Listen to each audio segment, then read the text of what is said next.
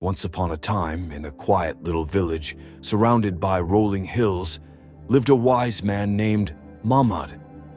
Now Mahmud wasn't rich. He didn't wear fancy clothes or carry a walking stick carved from magical wood. But he was known across the entire kingdom for one very unusual reason. He never lied, ever, not even once. People would travel for days just to see if it was true. Some came with questions, others with tricky riddles. But no matter how clever they thought they were, Mahmud always answered with pure, simple truth. Word of this truth-teller eventually reached the king, a proud man with a sharp mind and an even sharper sense of humor. So the king ordered his guards, "Bring me this Mahmud. I want to see this so-called wise man for myself." When Mahmud arrived at the palace, the king looked him up and down and asked, "Is it true you've never told a lie?" Mahmud replied calmly, "That's true." The king leaned forward. "And you'll never lie in your life?" "I'm sure of that," Mahmud said. The king smiled slyly and said, "Well, be careful. Lies are slippery little things. Even a wise man can trip." A few days later, the king was getting ready to go hunting. There was a big crowd, horses neighing, banners waving, excitement in the air. The king held his horse by the mane, one foot already in the stirrup, when he spotted Mahmud nearby. He called out, "Mahmud, go to the summer palace and tell the queen that I'll join her for lunch. Tell her to prepare a grand feast. You'll have lunch with me there." Mahmud bowed respectfully and headed off. But as soon as Mahmud disappeared down the road, the king chuckled and whispered to his men, "We're not going anywhere. Let's see how the wise man handles this. He'll lie to the queen, and tomorrow we'll all have a good laugh."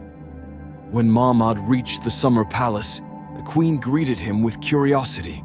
He said gently, "Your Majesty, maybe you should prepare a grand feast for lunch today, or maybe you shouldn't.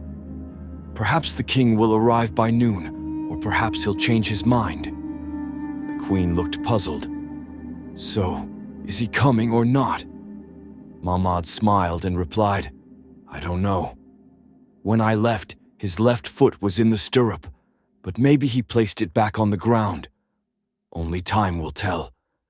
The next day, the king arrived at the palace, grinning, expecting to find a confused queen and an embarrassed Mahmud. But the queen repeated exactly what Mahmud had told her. The king's grin faded. "So, he didn't lie?" The queen smiled. "He said only what he saw." Just then, a royal guard rushed in, whispering something urgent into the king's ear. The king's face turned pale. The guard said, "Your Majesty, the feast that was prepared yesterday, it saved us. A group of rebels tried to ambush our food delivery team on the road. But because the food had already been moved to the summer palace early, the plan failed. We caught them." The king stood still. Not only had Mahmud told the truth, he had unknowingly prevented a disaster. Later that evening, Mahmud walked home as quietly as he had come. The wind gently rustled the trees. Birds chirped. The sun was setting behind the hills. And once again, the wise man proved that truth, when spoken from the heart, needs no armor. It protects itself. Moral of the story: speak only what you know. For truth, even uncertain, is better than a lie that sounds certain.